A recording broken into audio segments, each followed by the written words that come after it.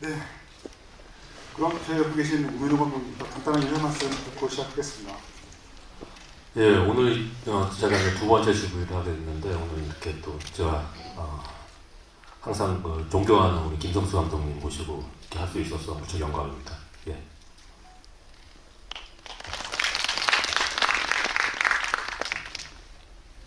네, 이렇게 늦은 시간까지 또 극장에 와주시고 또 이렇게 집위까지 참여해 주셔서 진심으로 감사드립니다. 오는 길이 엄청나게 설레이더라고요. 네, 저도 하얼빈이라는 영화에 참여했었고 서울의 봄이라는 영화에도 참여했었지만 이 두 분의 작품을 보고 자란 배우로서 또 이 두 감독님의 작품을 보고 또 함께한 배우로서 이분들과 같이 영화 얘기를 나눌 수 있다는 게 너무 설레이고 약간 기대되더라고요. 여러분들 대신 1열에서 함께 직관하도록 하겠습니다. 많은 즐거운 시간이 됐으면 좋겠습니다. 감사합니다. 안녕하세요. 김성수입니다. 제가 지난 연말에 봤던 가장 감동스럽고 또 너무나 재밌게 봤던 하얼빈이라는 영화하고 또 제가 좋아하는 우리 우민호 감독님 또 저는 이제 친하다고 생각하는 박헌 배우 또 우리 주종철 선생님하고 같이 이렇게 이런 귀한 자리에 오게 돼서 너무 영광스럽고 또 오늘 자리가 하얼빈이라는 훌륭한 작품에 대한 재미있는 얘기들을 나누는 그런 귀중한 시간이 됐으면 하는 바람입니다. 감사합니다. 네, 저도 오늘 굉장히 기다려온 시간이었는데요. 사실 서울의 봄과 이 하얼빈은 굉장히 중요한 같은 날짜에 벌어진 일을 그리고 있죠. 그러니까 하얼빈이 1909년 10월 26일을 향해서 달려가는 영화였다면 또 서울의 봄은 그로부터 70년 뒤죠. 1979년 10월 26일 이후에 이제 벌어진 일을 다루고 있어서 그래도 영화가 좀 되게 닮아있는 점도 많고 그래서 저는 오늘 두 분이 어떤 얘기를 나누실지 굉장히 궁금하고 그리고 또 묘하게 또 이제 박훈 배우님께서 마치 밸런스 게임을 하듯이 사이에 앉으셔가지고 이 두 영화도 교집합이라고 할 수 있기 때문에 오늘 어떤 말씀을 나누실까 굉장히 이제 궁금한데요. 어쨌든 제가 처음 이렇게 드리고 싶은 질문은 서울의 봄과 이 하얼빈은 하이브 미디어 코프라고 하는 같은 제작사에서 제작이 됐잖아요. 그래서 이제 하이브 미디어 코프의 이제 김원국 대표님께서 직접 기획과 이제 제작까지 좀 참여를 하신 작품이다 보니까 저는 이제 어떻게 보면 이 두 감독님이 만드시고 이제 개봉한 시기는 다르긴 하지만 뭔가 이 같은 제작사 안에서 한 영화가 이렇게 메이드되는 과정이나 이런 얘기들을 좀 그래도 이제 내부에서 이제 들었던 얘기들이 있으실 것 같아가지고 두 영화 모두 이제 제작되기 전에 어떤 기대를 갖고 계셨는지 좀 그것 좀 여쭤보고 싶습니다. 김성수 감독님이 하얼빈 저보다 이제 먼저 작품을 찍으셨습니다. 그리고 제가 남사의 부자들은 이제 끝나고 찍으셨는데 저는 이제 딱 거기까지 12기에서 이제 거기까지인데 김성수 감독이 그 다음을 찍으신다고 말씀하시더라고요. 그래서 무척 저는 되게 호기심이 많았고 기대가 많았고 감독도 워낙에 또 대가시고 하니까 어떻게 찍으실까. 근데 정말로 제가 들은 얘기로는 어마어마한 열정을 가지시고 찍으셨다고 말씀하시더라고요. 정말로. 그래서 저도 그거 못지않게 제가 감독님보다 한 10살 어리거든요. 그래서 저도 열심히 찍어야겠다고 생각하거든요. 하얼빈은 찍었던 기억이 어렴풋이 좀 납니다. 네. 김성수는 어떠십니까? 예, 제가 서울의 봄을 이제 하기로 했을 때 김원국 대표가 그런 말을 하더라고요. 남산의 부장들의 마지막 장면, 그러니까 이제 이병헌 씨가 이제 김재 역할을 했던 이병헌 씨가 마치 이렇게 길을 잃은 사람처럼 어디로 가야 할까라고 하는 10월 11월 26일 아마 저녁 밤 자정 가까이 될 무렵이었을 것 같은데 그 모습에서 바로 이어지는 영화를 찍고 싶다 그러더라고요. 저도 남산의 부장을 제가 너무 좋아하고 그 진짜 완전히 몰입해서 봤던 영화이기 때문에 그 제안이 참 좋았어요. 그래서 남산의 부장의 이제 그 비견할 수 있는 그런 작품을 만들려고 열심히 만들었는데 다행히 관객분들이 좋아해 주셔서 이렇게 많이 보게 됐습니다. 그런데 이번에 또 하얼빈을 보면서는 이게 또 남산의 부장도 좋았지만 전혀 다른 그 경지로 나아간 작품인 것 같아서 참 우리 오미로 감독님 대단하다고 생각하고 있습니다. 예. 네, 그 사이에 박훈 배우님 어떠셨나요? 두 영화 모두 참여를 하셨는데. 네, 덕분에 계속 시대극이 잘 어울리는 배우라 많은 분들이 얘기해 주셔서 저야 진짜 이 작품들 오민호 감독님하고 작업하기 전에 김정수 감독님하고도 작업하기 전에 사실 두 분이 만드신 그 영화를 보면서 또 저런 영화에 출연하고 싶다, 그런 배우면 얼마나 좋을까 이런 생각을 하면서 배우 생활을 했기 때문에 두 분의 교집합이라는 게 지금 너무 행복합니다. 제가 이런 날이 오네요. 그 어떠한 감투보다 굉장히 기분 좋은 일인 것 같아요. 네, 그렇습니다. 사실 저는 이제 김성수 감독님께서 이번 작품에 대해서 어떤 인상을 받으셨고, 그리고 우미로 감독님에게 어떤 질문을 하실지 그런 것들이 1차적으로 가장 궁금한데요. 저는 두 영화가 굉장히 정서적으로 닮아 있으면서도, 그리고 좀 다른 지점도 꽤 많죠. 어쨌든 저는 이제 지금 한국 영화계에서 최고의 촬영 감독이라고 생각하는 세대가 조금 다른 두 촬영 감독님이 바로 홍경표 촬영 감독님과 이목의 촬영 감독님인데, 그 두 사람의 정말 좀 닮아 있으면서도 다른 스타일이 정말 잘 드러나는 작품이라는 생각이 들고, 그리고 이 마지막 클라이맥스 장면을 놓고 보면은 서울의 봄이 굉장히 좀 뜨거운 영화라면, 그러니까 이태신 장군이 바리케이트를 넘어가서 기어이 이 전두광에게 이렇게 멘트를 날리잖아요.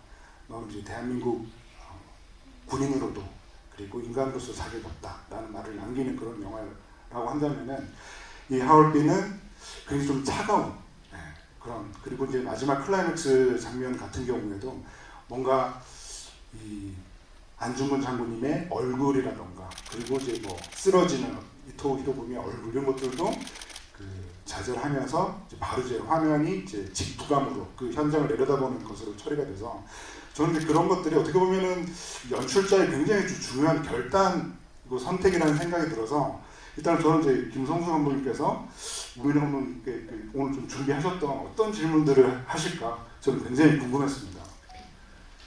네, 사실 아까 저희가 대기실에 있을 때 몇 개 여쭤보긴 했는데, 먼저 질문을 드리기 전에 이제 제가 이 영화에 받은 감동 또 놀라움 이런 거를 좀 말씀드려도 될까요? 네. 저는 지금 이 하얼빈이라는 영화가 얻어낸 성취 중에 가장 이제 같은 영화인으로서 제가 제일 기분 좋은 거는 지금 요즘 분들이, 특히 젊은 세대가 이제 모바일 화면에 익숙해져 있는데, 그분들한테 영화적인, 그리고 꼭 대형 스크린으로 꼭 봐야 하는 영화를 보여주는 게 너무 근사하고 너무 멋졌다고 생각해요. 그리고 또 그런 어떤 화면의 장중함, 또 해외 로케이션의 어려운 환경 속에서 찍어낸 이미지들이 어떤 그냥 화면의 시각적 아름다움을 보여주기 위한 게 아니라 독립운동가들이 걸어온 어떤 길을 보여주는, 그런데 보통의 이런 독립운동이나 이런 영화를 다룬 것들은 이제 그분들이 했던 사건을 다루는데, 이 영화는 독립운동가들의 마음의 지형도를 마치 풍광 속에 담아낸 것 같아서, 이게 독립운동하는 사람들의 마음이 어땠을까, 그 사람들은 어떤 심정으로 했을까라고 하는 마음을 찍어낸 너무 훌륭한, 그리고 그 마음을 또 영화적인 어떤 표현력으로 이렇게 멋지게 보여줬다는 게 정말 대단한 성취라고 생각합니다. 예. 그리고 또 하나는 이제 지금 분들한테 그 안중근 의사가 뭐 워낙 유명하신 분이지만 또 영화를 통해서 이제 이렇게 환기시켜주고 기억시켜주고 그리고 더 큰 성취는 사실은 독립운동은 혼자 하는 게 아니라는 거. 예. 역사는 안중근 의사의 그 총성만을 기록하지만 사실은 같이 함께한 많은 독립운동가들이 같이 있었다는 거, 그리고 그 여러 사람의 같이 마음이 모아져서 이렇게 됐다는 그런 관점도 너무 대단한 것 같아요. 그런데 안중근 의사 이야기를 하면서 그 다른 독립군들 이야기들도 같이 하고 또 실존 인물과 또 새로운 인물을 만들고 하는 그런 구성을 하게 된 이유가 그 쉽지 않거든요. 사실 안중근 의사를 하면서는 안중근한테 집중하게 만들고 당연히 안중근의 그 엄마 얘기도 나와야 되고 뭐 이렇게 하는데 그런 결단과 그런 생각을 하시게 된 이유가 제일 궁금합니다. 일단 뭐 존경하는 저기 감독님께서 저의 의도를 제대로 읽어주셔서 정말로 감개가 무량합니다. 사실 여러분도 알다시피 이 하얼빈 의거는 뭐 우리가 너무나도 잘 아는 이야기입니다. 제가 아무리 뭐 바꾼다고 하더라도 거기서 새로운 이야기가 이렇게 관객분들한테 다가가기는 전 힘들다고 봤습니다. 근데 이제 하나 그분들의 그 마음, 그 정신은 어땠을까? 그게 저한테는 되게 화두였고 중요했습니다. 그걸 어떻게 이 영화에 그래도 잘 담아낼 수 있을까? 그런 고민들을 되게 많이 했던 것 같아요. 촬영 감독님이랑 우리 스태프들, 배우들이랑 같이. 근데 그런 게 이제 중요했던 영화였고, 그리고 지금 이제 감독님 질문하신, 제가 이제 안중근 자서전과 여러 가지 이제 독립운동가들의 서적 자료들을 이렇게 봤을 때, 특히 자서전을 읽었을 때도 그렇고, 이게 전 혼자 한 게 아니라고 생각을 했습니다. 그 안중근 의사가 하얼빈에서 그 총을 당기기까지 정말 수많은 동지들의 어떤 희생과 헌신 그 위에서 할 수 있었다고 그걸 느꼈고, 그래서 저는 이 영화를 보면서 관객분들이 제가 느꼈던 감정이기도 한데요. 점점 만들어가면서도 느꼈고 처음부터 이제 생각했던 건데, 어떤 그분들의 어떤 헌신과 희생에 대한 어떤 고마움도 있겠지만 그보다는 더 미안함을 더 느끼는 영화가 됐으면 좋겠다는 생각을 했어요. 저는. 그래서 이 영화를 통쾌하게 찍을 수가 없었습니다. 그래서 좀 그들의 마음과 그런 정신을 좀 처절하게 담아야겠다. 그런 생각들을 많이 하고, 그거를 이제 어떤 되게 장엄하고 좀 숭고하게 좀 담아야겠다는 생각에서 그런 어떤 장엄한 막 광활한 그런 어떤 자연을 막 쫓아다녔던 것 같아요. 사실 그 김성선님께서 이제 그 이상을 말씀하시면서 성취라고 하는 표현을 또 쓰기도 하셨는데요. 사실 그 구체적인 장면이 되게 궁금한 거였어요. 그러니까 이제 김성선님께서 이 하얼빈을 보시면서 되게 깊은 인상을 받으셨는데, 어떤 특정한 장면을 보면서 와, 저걸 어떻게 저렇게 찍었을까? 나라면 저렇게 못 찍겠다. 이렇게 느끼시는 장면도 있으실지 좀 궁금하네요. 오늘 자리를 오기 전에 이제 우리 우 감독님 인터뷰들도 다 보고 그랬는데, 방금 지금 말씀하신 얘기 들으면서 제가 이제 가장 납득이 되는 게, 사실 이것도 질문 중에 하나긴 한데, 왜 얼음의 강을 건너는 그 장면을 찍기 위해서 먼 곳까지 가서 그 어려운 환경, 그 엄청난 추위 속에서 스태프들을 그렇게 촬영을 했는지가 되게 궁금했어요, 사실은. 왜냐면 그런 판단을, 그게 이제 영화 속의 어떤 결정적인 중요한 어떤 사건의 공간이 아니잖아요. 어떻게 보면 이미지고 설정샷이고 그런 브릿지 같은 장면이었는데, 그게 영화를 보고 났을 때는 모르겠어요. 제 마음속에 아마 관객분들도 똑같을 텐데 제일 강렬하게 남아있는데, 그 균열이 된 막 갈라져 버린 그 얼음의 어떤 거를 건너가는 안중근의 모습으로 시작해서 영화가 또 그 나레이션이 있는 마지막 엔딩 장면으로 끝날 때, 마지막에는 저도 모르게 이렇게 눈가에 눈물이 맺혀지더라고요. 그래서 저 사람들이 저런 마음으로 독립운동을 했구나. 그러니까 그게 꽃길도 아니고 그 누군가가 그거를 훗날에 기억해 줄 거라고 생각하지도 않고 또 자기네들이 준비하는 그 이토흐로분을 그 저격하는 일이 그 성공할 거라는 보장도 전혀 없고 그런 상태에서 그런 길을 걸어가는 사람들의 심정을 저렇게 보여줬다라는 면에서 그 장면이 주는 그 제 마음의 파동이 너무 큰 것 같더라고요. 그리고 특히 그 안중근을 묘사할 뿐만 아니라 그 현빈 씨도 영화 속에서 그런 내내 그 안중근처럼 그런 마음의 불안감 또 그런 내내 고뇌하는 그런 마음으로 그러면서도 스스로를 또 다독이고 용기를 내서 막 연기하고 그러는 어떤 심정이 현빈 씨하고 안중근의 마음하고 겹쳐지면서 그 현빈 씨의 그 눈빛 그런 표정이 너무 아주 기억에 생생합니다. 네. 그러고 보니 그 무사에서도 사막 장면 있잖아요. 한국 영화계에서 굉장히 인상적인 어떤 사막 장면이 있는 두 영화가 우리 또 만나지 않나라는 생각이 들긴 하는데요. 금방 그 김성수 감독님 말씀을 이렇게 들으시면 어떠신가요? 예, 일단 뭐 감독님 무사도 제가 너무나 좋아하는 영화고 그 당시에 그런 무사라는 영화는 정말 지금도 나오기 힘든 영화입니다. 한국 영화에서. 예. 근데 감독님도 그렇게 막 정말 힘든 자연 막 그런 굳이 그런 데 가서 안 찍어 주셔도 될 텐데 그런데 찍는 이유가 있어요. 감독들이. 그건 뭐냐면은 그런 힘듦을 느껴야지 뭔가가 화면에 그게 담긴다고 생각하는 거예요. 왜냐면 그 영화 속 인물들도 힘들거든요, 지금. 근데 그거를 그냥 편안하게 찍으면 그런 느낌이 안 나옵니다, 절대. 그러니까는 이 하얼빈에서 안중근 의사와 우리 독립군들이 그 힘든 이 영화에서 나오는 거는 정말 이거 뭐 조적지열이죠, 그냥. 이거는 뭐 비교될 건 아니지만은 그래도 우리도 뭔가를 해야겠다는 생각에 비교할 수는 없지만 우리도 힘들어야 된다는 생각이 일단 컸습니다. 그래서 배우들을 데리고 그런 오지 한지들을 막 쫓아다녔던 것 같아요. 느끼는 것들이 있으니까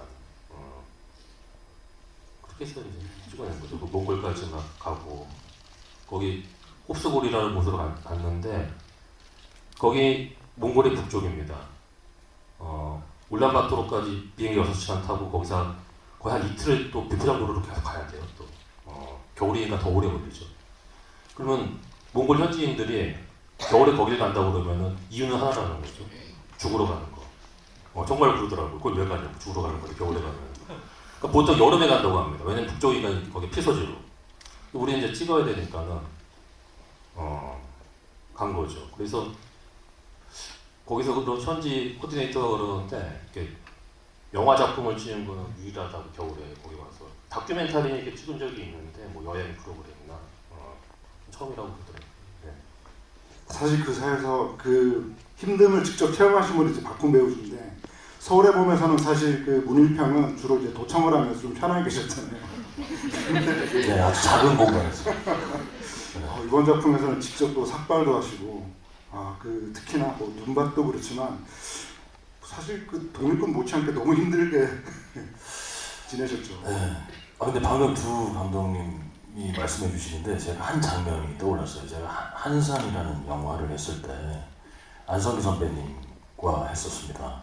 그래서 이렇게 대기 시간에 이렇게 길어지니까 제가 선배님한테 선배님 많이 심심하시죠? 이렇게 말씀을 드렸더니 선배님 야 이건 기다린 것도 아니야. 내가 무사할 때 이렇게 하면서 무사 얘기를 막 해주셨어요. 그 대자연에서 이렇게 돌 주우시면서 돌 모양을 보면서 이렇게 그 시간을 버티시고 나중에 그게 영화야 이렇게 말씀해 주셨어요. 근데 저는 그렇게 촬영해 본 적이 없는 세대이기 때문에 솔직히 그 한산이라는 영화도 그 블루스크린 앞에서 이렇게 바다에서 안 찍고 블루스크린에서 찍었기 때문에 그런 거를 경험할 일이 없을 거라고 생각했어요. 그 선배님이 말씀하신 그런 게 영화야. 해를 기다리고 그냥 그 시간을 보내고 그냥 겸손해지게 그 시간을 기다리는 것이 영화야. 전 절대 그런 일이 안 올 줄 알았거든요. 근데 하얼빈에서 그걸 만났습니다. 네, 하얼빈에서 해를 기다리고 눈을 기다리고 정말 그런 경험을 해볼 수 있다는 것 자체가 되게 이게 배우로서를 떠나서 인간으로서 되게 겸손하게 만들더라고요. 되게 작업이라는 것은 이렇게 정성을 다해야 되는구나 이런 생각이 들었고 아까 말씀하신 대로 두 작품에서 다 서울의 봄 때는 죄송했어요 선배님들한테. 저는 밀폐된 공간에서 찍었거든요. 그래서 고생은 선배님들이 다 하시고 저는 되게 따뜻한 세트에서 이렇게 헤드폰 쓰고 찍어서 제가 기억하기에 그 다음 주인가 이제 막 광주 가서 막 바깥에 촬영을 하는데 그때도 겨울이었어요. 그래서 굉장히 힘든 촬영을 두시고 선배님들이 막 걱정하셨어요. 날씨가 많이 추워진다는데 이랬는데 아무 말도 못 하겠더라고요. 저는 속으로 나는 여기서 찍는데 그래서 그 어느 때부터 좋은 컨디션으로 촬영을 했던 기억이 나고 또 우민호 감독님하고 찍을 때는 정말 빌런이고 정말 그 라트비아 가서 찍을 때 아까 감독님도 살짝 여쭤봐 주셨는데 그 마차씬, 액션씬 이런 거 찍을 때 사실 생각보다 로케이션이 순탄하게 진행이 되지만 저희한테 주어진 여건의 시간이 그렇게 많진 않아요. 그래서 빨리 해내야 될 때가 있거든요. 이렇게 폭탄도 터트려야 되고 이러면 사실 기회가 그렇게 많지 않습니다. 그래서 순간 많이 집중을 요하는 장면들이 많아요.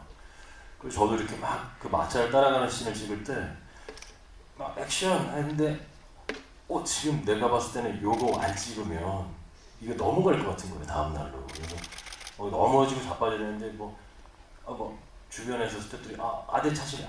그냥 하세요. 그냥 바로 가세요. 좀 됐어요. 이렇게 하게 되는데 아픈 줄도 모르고 찍게 되더라고요. 돌바닥에 그냥 그거 다 막 그냥 했어요. 기억이 안 날 정도로 그냥 제가 자청해서 하게 되더라고요. 왜냐면 그 시간과 그 환경과 그게 너무 아깝더라고요. 지금 좋다라는 느낌을 받으니까.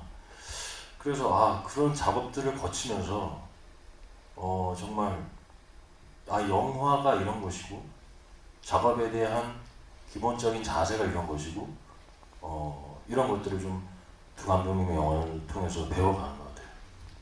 그럼 혹시 그 현장에서 이 두 감독님의 어떤 스타일이 좀 이래서 좀 다른 것 같다. 이거 좀 얘기해 주실 수 있지 않을까요? 저는 늘 이거는 불문율 같은데요.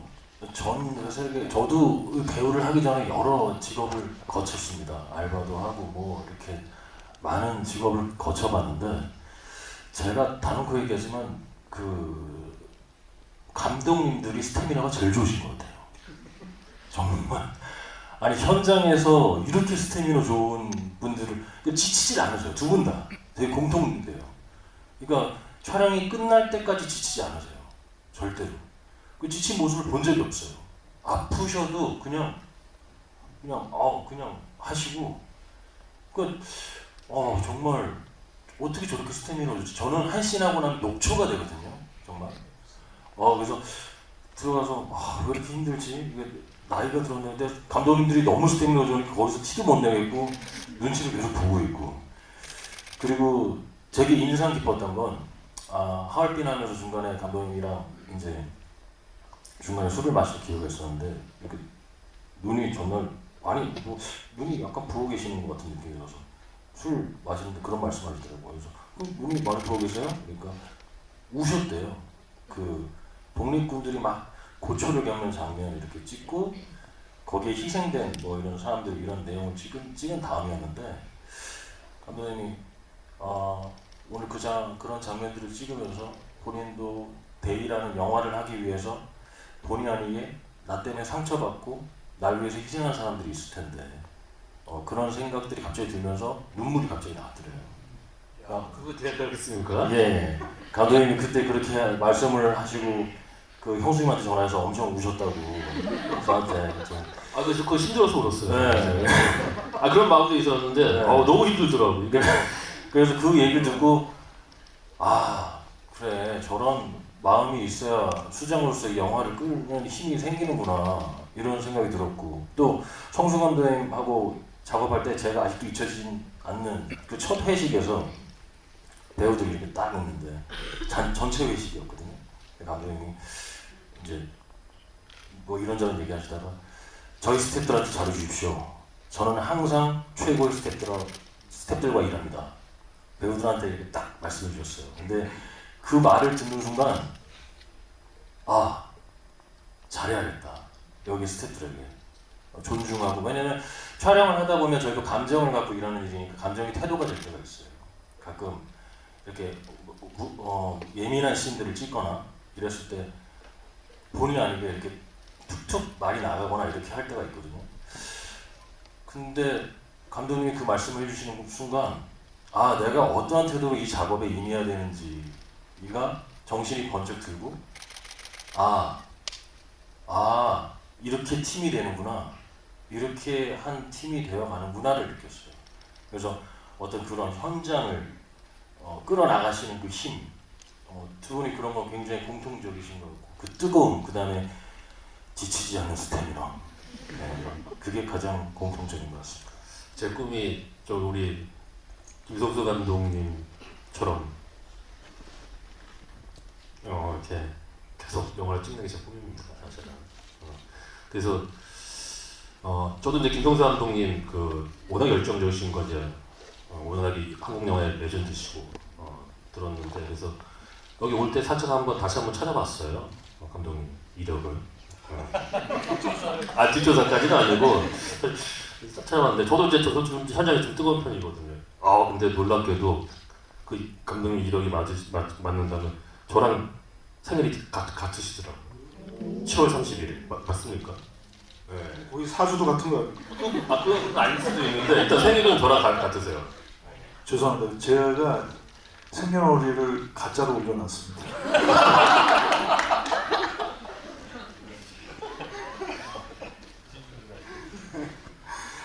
그리고 또 아까 김성수 감독님께서 그 영화에 대한 그 인상을 말씀해 주신 가운데 안중근 장군님 외의 캐릭터들에 대한 얘기도 좀 언급을 해주셨어요. 그래서 그 외 다른 캐릭터들 중에서 좀 콕 집어서 좀 얘기하고 싶은 캐릭터가 있으신지도 여쭤보고 싶습니다.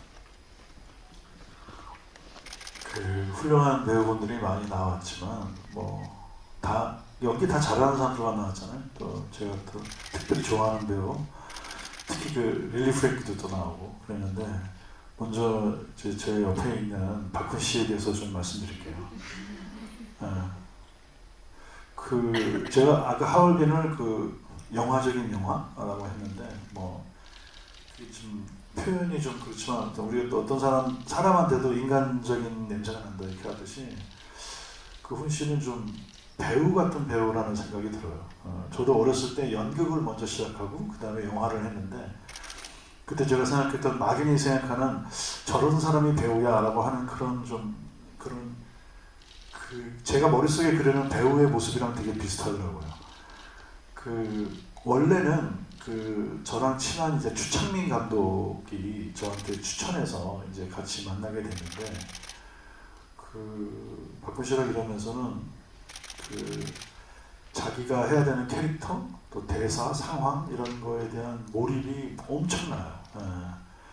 그래서 마치 자기가 연기해야 될 캐릭터를 어금니에 깨물고 아주 이렇게 연기하는 느낌이 들어서 이렇게 대사를 한마디 하거나 눈동자를 쳐다볼 때 마치 그 캐릭터의 어떤 혈흔들이 터져서 나오는 그런 느낌을 받아요. 그래서 저 배우가 정말 이렇게 온몸으로 자기 캐릭터를 자기한테 투영해서 하는 연기구나 이런 생각이 들었고, 근데 이번에 영화 하면서도 이제 악당이 별로 많이 안 나오네 라는 생각이 들었는데, 이 모리 다소라는 악당 혼자서 엄청난 우리 독립군 역할을 했던 수많은 배우들을 다 상대할 정도로 강력한 느낌의 빌런을 연기해냈다고 생각해요. 그거는 이제 아마 우 감독님이 이 빌런 설정이 상징적인 이토그로 말고 모리 다소 하나로도 이 독립군들 전체를 맞서는 그런 상대 역으로서 충분하다는 그런 게 느껴지셔서 아마 그렇게 한 것 같은데, 저도 박훈 씨는 에너지와 힘이 너무 대단해서 앞으로도 또 어떤 작품에서 어떤 역할을 할지가 너무 기대됩니다. 그러면서 박훈 씨 정말 너무 멋있었던 것 같아요. 그리고 개인적으로 뭐 박정민 씨도 좋아하고 아까 이제 그 대기실에서 제가 그 이제 이창섭을 연기했던 이동욱 씨 얘기도 하고 그랬는데 물론 현빈 씨도 있고 전영 씨도 있는데 저한테 너무 인상적이었던 거는 그 이제 김상현 역할을 했던 조우진 씨. 스테이크 먹방 얘기가 많이 나와요. 그쵸, 스테이크 먹방 그 지금 이렇게 툭 고기를 던져주니까 그거를 막 먹는 그 눈물을 흘리면서 하는 장면은 뭐 아마 한국 영화의 명장면으로 남을 것 같습니다. 그리고 또그 최가구 역에서 그 이제 박정민, 우덕순하고 둘이 같이 이제 있으면서 그 자기를 실토하는 장면에서도 와, 그 장면 보면서 와, 저 장면 찍고 싶다. 연출자로서 너무 좋은 장면 보면 나도 저거 찍고 싶다 그런 마음이 들거든요. 아, 그 장면에서는 그 두 배우의 그 연기가 너무 멋졌습니다. 네, 지구에 오셨으니까 이제 비하인드를 조금 하나 투자하는 방금 지금 얘기하셨으니까 그 장면을 비하인드가 있습니다. 이제 라트비아에서 찍었어요. 실제 그 라트비아의 그 철도 역에서 실제로 그 공간을 지금 세팅, 체가구역 아닙니다. 실제 역이고 라트비아에 있는 그 지방에 있는 역인데 그 역을 이제 한 부분에 저희 이제 세팅 미술 세팅을 해가지고 들어가서 찍었는데 그게 사실 이제 중요한 장면이라서 조명 세팅 다 끝나고 제가 이제 배우들을 다 세팅을 한번 그 전까지 찍었어요. 딱 그 전까지 그 장면 전까지 같은 그날 근데 끝나고 야 리허설 한번 하고 가자. 내일 찍을 건데 이거 리허설 한번 해보자고 그냥. 그래서 그게 풀샷으로 이렇게 카메라 대고 리허설 했습니다. 근데 그게 정말 좋았어요. 그게 리허설 장면이에요. 네. 그게 근데 홍경표 차라 감독이 그걸 돌리신 거예요. 그냥. 뭔가 좀 감이 와가지고. 그래서 그 풀샷이에요.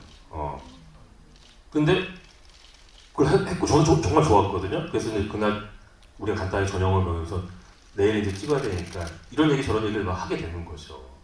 실상 딱 이제 본차로 딱 들어가는데 아무리 찍어도 그 느낌이 안 나오는 게 있어요. 근데 다행스럽게도 이제 촬영 감독님이 그걸 이제 촬영을 해놔가지고 제가 그 장면은 배우들이 이 장면이 좋으니 이거 그냥 내가 컷을 안 나눌 테니까 그대로 가자 이거 그냥. 나중에 이제 눈물 흘리는 장면만 좀 얼굴을 딴 거고요. 그걸 리허설 장면을 저기 넣은 겁니다. 정면에서 지금 이렇게 둘이 마주보고 예. 지금 비디오 풀샷. 예. 그 다음부터 배우들이 감독님이 가볍게 해보자 그러면 불씨가 되었어요. 굉장히 최선을 다해서 저는 리허설 때 그렇게 열심히 하는 배우들을 처음 봤거든요. 그래서 감독님이 그냥 가볍게 해보자 그러면 이거 분명히 돌릴 거야 이러면서 정말 혼신을 다하더라고요. 아니 근데 리허설 할 때는 배우들을 보고 저도 그렇게 주문하고 배우들 자신도 그렇지만 한 자기 연기 한 70-80%의 생각만 갖고 하거든요. 그런데 오히려 그런 가벼운 마음으로 할 때 더 진짜스러움과 자연스러움이 했기 때문인 것 같아요. 네, 좀 그런 거 같더라고요. 본인들도 그런 얘기를 하더라고요. 그래서 저랑 얘기하고 이제 뭘 만들어가니까 자꾸 만들어진다는 느낌을 받나 봐요. 그래서 그때 힘 빼고 그냥 쭉 그 상황에 그냥 몰입돼서 해버리는 게 오히려 때로 좋을 때가 있습니다. 예. 근데 그랬던 거죠. 또 우리 홍경표 감독이 대단하신 게 그 촉이 좋으신 게 그걸 또 딱 촬영을 하신 게 말 안 했으면 못 건지는 건데. 그러면서 계속 찍으면서 계속 고통스럽겠죠. 왜 리허설만큼 안 나오지? 왜 리허설만큼 안 나오지? 막 이러면서. 그렇죠. 사실 이렇게 그냥 얘기 나누면서 계속 그냥 하염없이 시간이 지나갔으면 좋겠는데 아쉽게도 이제 또 이제 좀 객석의 질문을 받아봐야 될 것 같은 시간이 됐는데요. 그 질문 선택되신 분들은 나중에 그 테출로에서 그 선물 받아가시면 됩니다. 선물이 그 광복 연필이라고 동화 연필이 있습니다. 그거 받아가시면 됩니다.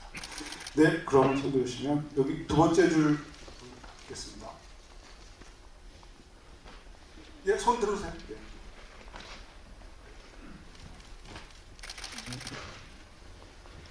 네, 감사합니다. 저 우민호 감독님께 질문 드리고 싶은데요. 하얼빈에 나오는 등장인물 중에 이창섭에 대해서 어디 계시죠? 두 번째 안 보여요. 왜 말씀하세요? 아까 이제 이야기 나누실 때 특별히 이제 일본군 외에는 별로 그렇게 뭐 빌런 같은 캐릭터가 없다고 하셨는데 이제 빌런의 캐릭터여도 안중근이랑 좀 대척에 있는 인물이 이창섭이라고 저는 생각을 해요. 왜냐면 안중근 같은 경우에는 계속 시도를 하려고 하는 인물이고 이창섭은 좀 실패를 하면 안 된다라는 생각을 좀 가지고 있는 인물인 것 같은데 결국에는 영화 처음 부분에서 전쟁을 그 일본 포로를 풀어줌으로 인해서 처음에 최초의 갈등이 생겼던 것으로 시작을 하잖아요. 그리고 제가 느꼈던 부분은 아까 말씀드렸던 걸로 느꼈는데 결국에는 마지막에 이창섭이 안중근은 고결한 인물이다라고 이야기를 하고 이제 하게 되는데 그런 부분에서 이창섭 캐릭터를 어떻게 좀 설정을 하셨는지 안중근의 관계에 대해서 그게 좀 궁금합니다. 이창섭이라는 캐릭터를 안중근 캐릭터에서 시작을 했습니다. 그러니까 안중근한테 없는 지점. 그래 어떤 안중근은 자기 원칙이라는 걸 되게 중요시 여기죠. 저 이창섭한테의 원칙은 이기는 게 원칙입니다. 그 과정에서는 뭐라도 상관없다는 거죠. 근데 그건 안중근이 할 수 없는 지점인데 그래서 그 안중근에 없는 거를 제가 그대로 가져온 거죠. 그렇다 보면 이창섭에서 바라보면 또 이창섭의 없는 점이 안중근한테 있는 거죠. 그렇게 봤을 때 이창섭 입장에서는 그렇게 되게 고결하게 보였겠죠. 그러니까는 가령 그런 것 같아요. 네. 그래서 안중근 캐릭터가 물론 이등박문을 죽였지만 그 죽인 것도 사실은 모두가 살려고 저는 죽였다고 생각을 합니다. 모두를 살리려고 같이 살아가야 된다고. 실제로 동양평화론을 계속 주장하셨거든요. 한중일이 계속 평화롭게 공존해서 살아야 된다. 서로를 침략하지 말고. 그런 지점에서 아마 이창섭에 대해 고결했다고 저는 고결하게 느꼈을 거라고. 그리고 여기 있는 모리도 아마 그걸 느끼지 않았을까. 왜냐면 살려줬지만 모리 입장에서 되게 자존심이 상하는 거지만 안중근은 그래도 살렸으니까. 그래서 물어보잖아요, 모리가. 안중근은 어딨냐고. 한 10번 이상 물어보죠. 한 10번 이상 되는 것 같은데요. 원래 사실은 대본에 그렇게 안 돼 있었는데 그 다른 방식으로 묻는 걸로 돼 있었는데 그것도 제가 그냥 안중근어 도코타로 바꿔서 해달라고 했던 부분이었는데 사실은 이게 되게 저 입장에서는 저는 굉장히 대본을 상징적으로 읽었어요. 그래서 예를 들어 이게 상징하는 바로 읽었거든요. 좀 시처럼 대본을 봤던 것 같아요. 그래서 이 안중근이라는 사람이 이 대안의 혼이라면, 그러니까 아까 말씀하신 대로 이렇게 이창섭이라는 인물은 뭐 투쟁의 역사 같은 느낌이고 좀 용맹한 투쟁의 역사, 그다음에 이 좀 정체되어 있는 사람들, 그 공부인 같은 경우는 뭐 조선의 한같이 느껴지는 거예요. 좀 이렇게 뭔가 응축돼 있고, 그다음에 뭐 사실 이 영화에서는 그 내용은 작시됐지만 동학운동을 했던 우리 우덕순 역할 같은 경우는 뿌리, 뭐 어떤 신의 이런 거를 담당하는. 그래서 저는 그 모리다소와 그 이토 히로부미를 그 당시에 제국주의 일본에 투영해서 그 이등병문이 그때 당시에 일본의 정신이라면 이 사람의 행태와 어떤 모습으로 대륙에 대한 끝없는 집착 같은 모습을 안중근한테 보여줌으로써 그 제국주의 일본을 표현할 수 있다라고, 상징할 수 있다라고 좀 생각했던 것 같아요. 그래서 그 과정에서 안중근의 정신을 계속 찾는 사람, 관계한테 저놈을 저렇게 미친 듯이 안중근을 찾을까? 라는 궁금증을 안겨줄 수 있다면 결국에 그걸로 질문을 던질 수 있다고 생각했어요. 당신한테 안중근은 어디 있었느냐? 지금의 시대를 살아가는 당신에게 안중근은 어디 있냐? 그래서 그 질문을 계속 하고 싶었던 것 같아요. 제가 이제 이런 얘기를 감정하고 이렇게 저는 이런 질문을 던지는 캐릭터 빌런이지만 그런 질문을 제 나름의 목표를 갖고 한번 해보고 싶습니다.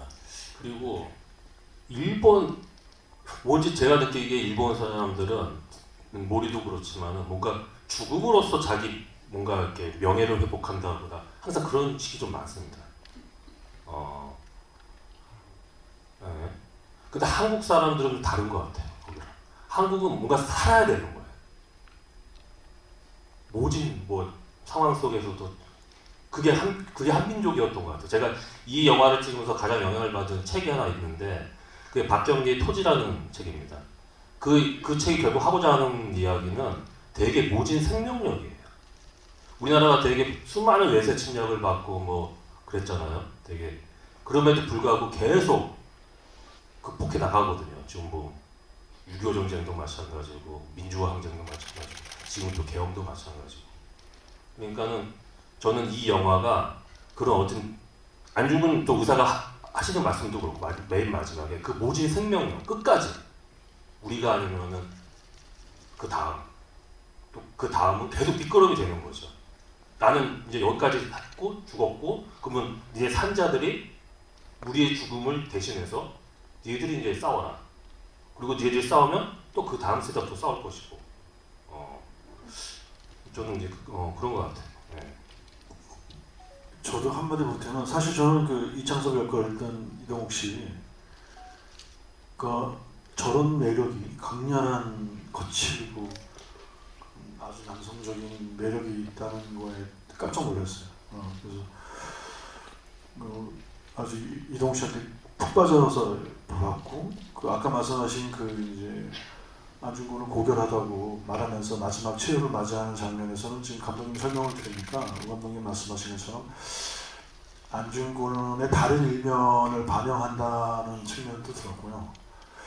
그래서 그 말씀을 들으면서 제가 영화를 보면서 느꼈던 것 중에 하나가 지금 그 박훈 씨가 안중근이 어디 있느냐라고 얘기할 때 저는 어떤 느낌을 받았냐면 그 모리를 살려준 사람이잖아요. 자기 생명을 살려주고 사실 그것 때문에 이제 그 안중근의 고난이 시작됐는데 자기를 도와준 사람을 사실은 더 증오하고 미워하고 붙잡으려고 하는데 영화 속에서 저 모리가 안중근을 잡아서 그러면 죽일 건가? 살려줄 건가? 뭐 이러는 생각을 하면서 보다가는 나중에 그게 반복되니까 그 모리라는 사람이 갖고 있는 마음속에 그 어떤 완벽한 인간?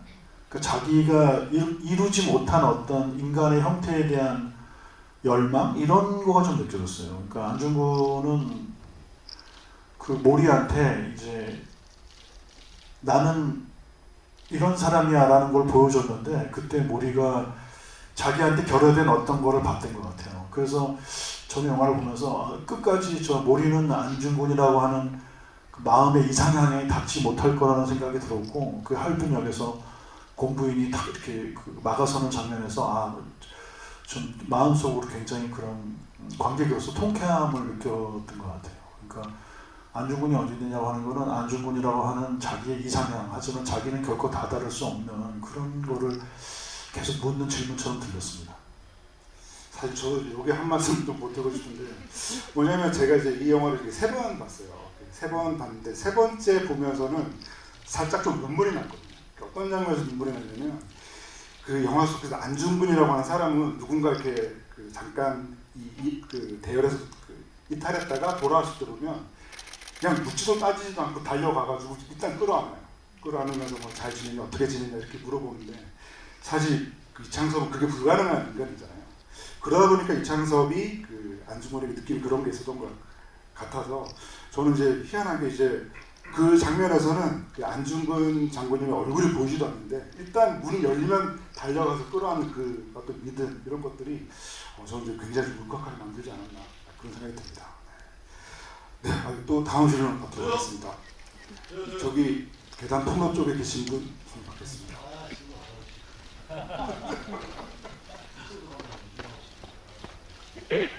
안녕하세요. 우민호 감독님한테 질문 드리고 싶은데요. 여기 있습니다. 네. 이번에 처음으로 이 영화를 통해서 IMAX 그 비율 카메라를 썼다고 했는데 혹시 그걸 쓰면서 힘들었던 점이나 뭐 그냥 생각을 묻고 싶습니다. 힘들었던 건 없었고 저한테는 되게 운이 좋았던 것 같아요. RE65라는 카메라를 썼는데 사실 그런 카메라를 감독으로서 제가 영화를 언제까지 찍을지 모르겠지만 이번에 썼다는 건 저한테 큰 행운으로 다가왔고, 그리고 제가 사실은 그 전작에서 항상 보면은 이렇게 인물의 단독샷들이 많습니다. 이렇게. 근데 이번에는 이제 동지에 대한 영화였기 때문에 한 샷에 뭔가 다 이렇게 다 넣었어야 됐어요. 우리 독립군들을. 그러다 보니까 이제 그리고 또 대장들을 돌아다니면서 찍을 작정으로, 그래서 그러니까 RE65라는 카메라가 아주 좋습니다. 일단 다 담아도 해상도가 워낙 6.5K라서 좋아가지고 다 이렇게 인물 하나하나가 잘 보일 수 있어서 잘 찍었던 것 같아요. 근데 조금 힘들었던 거는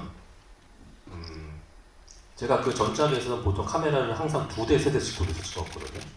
드라마를 찍을 때도 보통. 근데 이번에는 그냥 롱캠으로만 거의 찍었어요. 정말. 폭파심 빼놓고는 그게 처음에는 좀 익숙치가 않아가지고 좀 불안하기도 하고. 왜냐면은 카메라를 2대, 3대 돌리면은 같은 장면을 찍더라도 이제 나중에 편집할 수 있는 커트들이 이제 확보가 됩니다. 근데 이제 이렇게 원캠으로 찍다 보면 이제 컷이 그만큼 확보가 안 되니까 좀 감독 입장에서 처음에는 좀 불안하죠. 나중에 편집할 때 이제 소스가 없어지니까 그런 어떤 지점들이 좀 있었죠. 예. 그 촬영 해주셔가지고 제가 또 덧붙이고 싶은 부분은 촬영할 때 음악적인 부분인데요. 제가 좀 많이 좀 얘기를 하고 싶어서 이제 말씀을 드리는 건데, 이번에 역시 조영욱 음악 감독님이 이제 참여를 하셨는데, 이 런던 심포니 오케스트라에서 촬영한 첫 한국 영화이기도 합니다. 이 런던 심포니 오케스트라는 이게 뭐 아무리 돈을 많이 준다고 해도 되는 데가 아니라 정말 굉장히 오래전부터 이제 작업을 해야 되는 데여가지고, 조영호 음악 감독님이 아마 영화 들어가기 뭐 1년 반 정도 전부터 계속 뭐 편지도 쓰시고 이렇게 해서 작업을 했다고 알고 있거든요. 그래서 뭐 들으신 분들도 이 영화의 또 음악이 정말 대단하다는 걸 느끼실 것 같고요. 바로 그 스타워즈에서 그 존 윌리엄스의 그 음악을 했던 곳이고, 런던 올림픽 개폐막식도 연주했던 그 런던 심포니 오케스트라의 그 음악도 저는 좀 따로 좀 말씀드리고 싶은 부분이 됐습니다. 이거 OST가 아마 나와서 그런 말씀하신 것 같은데. 근데 음악 들을만 하죠. 사실 되게 런던 심포니가 했고, 운 좋게도 그것도 스케줄이 맞아서 한 겁니다. 뭐 된다고 돈 있다고 하는 것도 아니고, 그리고 그 레코딩 자체를 그 비틀즈가 했던 그 에비로드라고 있어요. 거기서 그 스튜디오에서 되게 했기 때문에 아마 뭐 음악은 아마 들으실, 나중에 또 우리 음악 감독님이 또 LP로도 내려고 하시니까. 네, 또 다음 주 받도록 하겠습니다. 네, 저기 세 번째 줄. 박훈 배우님께 질문 드리고 싶은데요. 그 우민호 감독님 전 작품인 그 남산의 부장들도 같이 하셨잖아요. 그때랑 그 지금 하얼빈 같이 찍었을 때 어떤 점이 좀 달랐는지.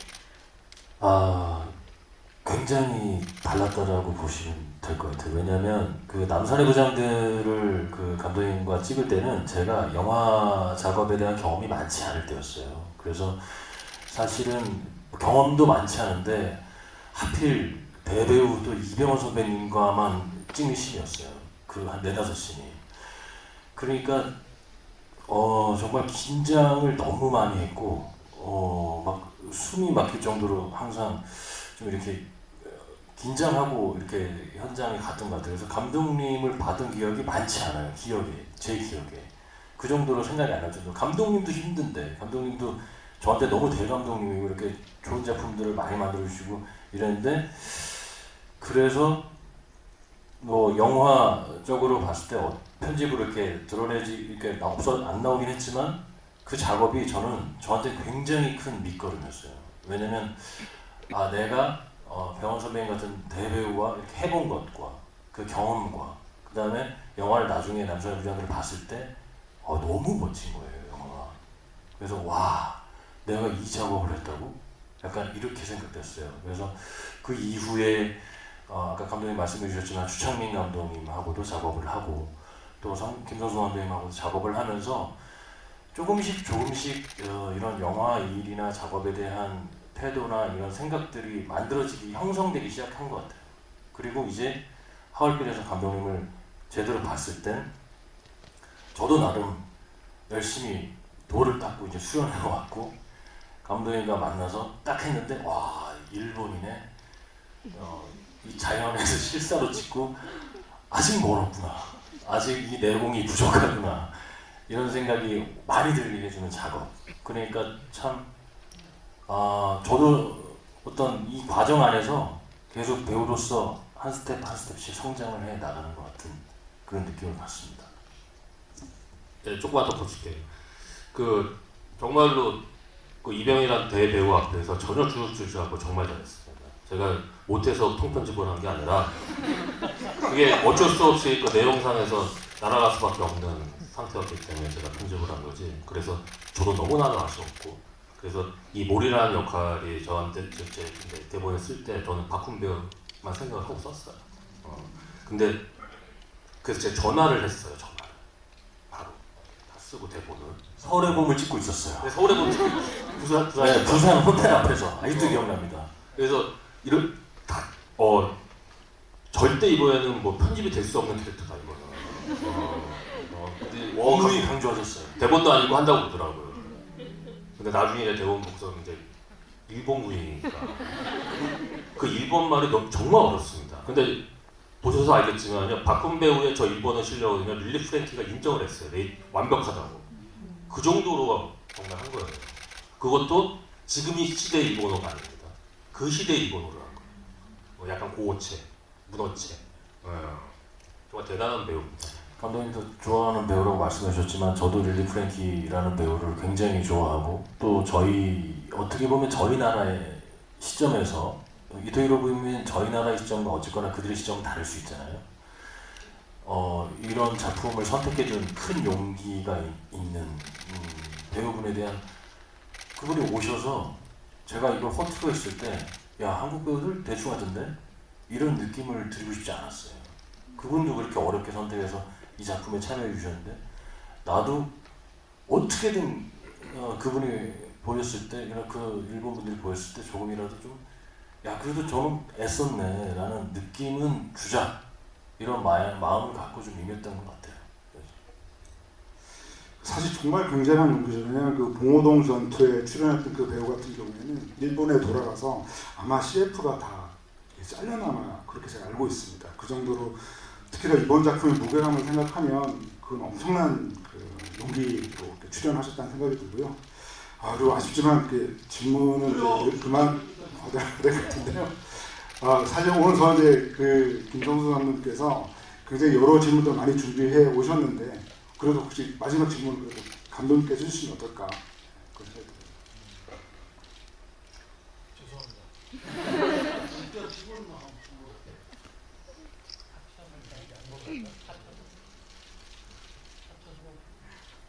네, 그러면 짧게 해주시죠. 네.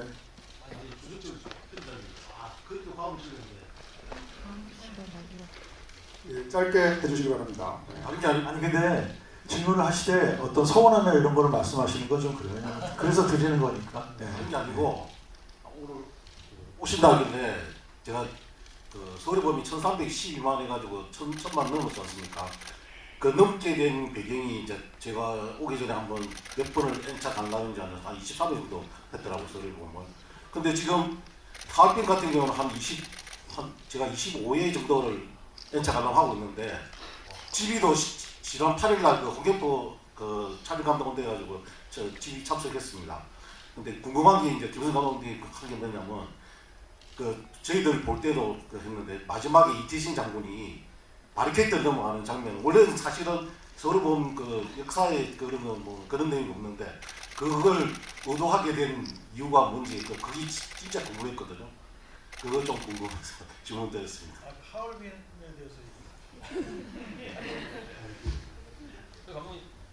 대답해 주시죠. 그래도 워낙 때문에 바로 답해주시고 예. 아니 그러니까 그때 우리가 12.12는 어떤 반란군들이 승리한 거잖아요. 그래서 우리나라를 빼앗겼잖아요. 10년이 넘게. 근데 저항했던 분들이 계시거든요.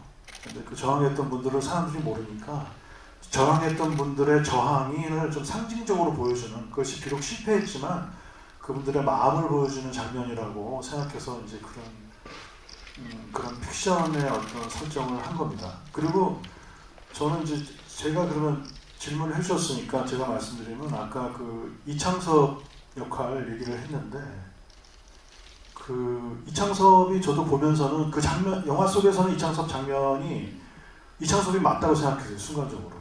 그런데 이제 이창섭이 죽으면서 그 안중근이라는 사람에 대해서 얘기를 해. 너네들은 그 사람의 뜻을 몰라라고 할 때 이제 영화를 보면서 이창섭이 사실 속으로 저렇게 생각했었네라는 생각을 계속 하게 되더라고요. 그러니까 제가 보고 영화를 다 보고 나서 느낀 거는 안중근이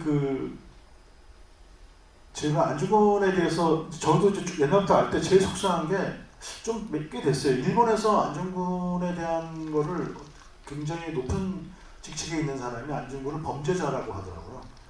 테러리스트라고 하고. 그런데 그때 제가 굉장히 화가 났었거든요. 근데 안중근은 그런 사람이 아니거든요. 안중근은 여기 모리가소를 살려줬잖아요.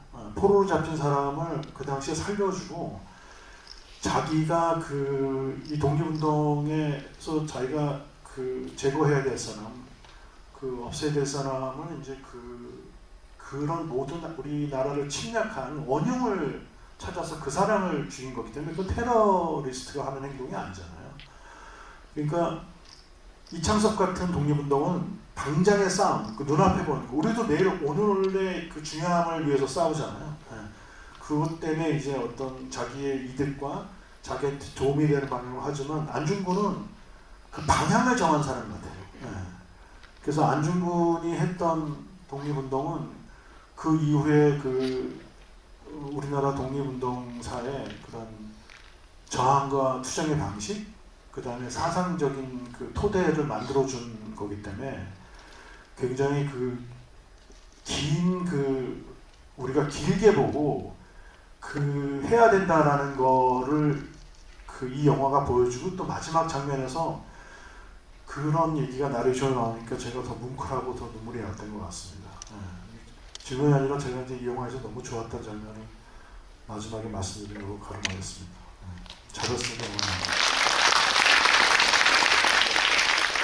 네, 오늘 이렇게 김성수 감독님 모시고 뜻깊은 대화를 나눠본 것 같은데요. 네, 시간이 정말 아쉽긴 아쉽습니다. 그래도 끝으로 오늘부터 마지막 말씀드리겠습니다. 오늘 마무리하겠습니다. 저희 롤 모델이기도 하고 존경하는 우리 김성수 감독님과 그리고 제가 너무나 좋아하는 우리 박근 배우와 같이 이렇게 지구에서 있어서 정말 영광이었고 뜻깊었습니다. 그리고 마지막으로 한 말씀 드리자면 감독님 지금 어떤 말씀의 어떤 연장선이기도 한데 올해가 광복 80주년입니다. 그리고 을사년이죠. 을사년이 120년입니다. 80주년을 기념을 해서 이 정부에서 이달의 독립운동이라는 책을 발간했어요. 근데 거기에 하얼빈 의거가 빠졌습니다. 거기에는 이봉창 그리고 윤봉길, 홍범도 장군의 업적도 다 없어졌습니다. 올라가지가 않았어요. 대신에 이제 친일파들의 행적이 올라갔는데 제 생각엔 그러면은 제목을 바꿔라. 이달의 독립운동이 아니라 이달의 친일운동으로. 그러면 될걸. 굳이 이달의 독립운동에 그 친일파들의 행적이 대신 올라갔던 거는 정말로 분노를 금치 못하는 저는 사실이라고 생각하니까 여러분 이거 간과하지 마시고 잘 기억해 주시기 바랍니다. 오늘 와주셔서 고맙습니다. 감사합니다.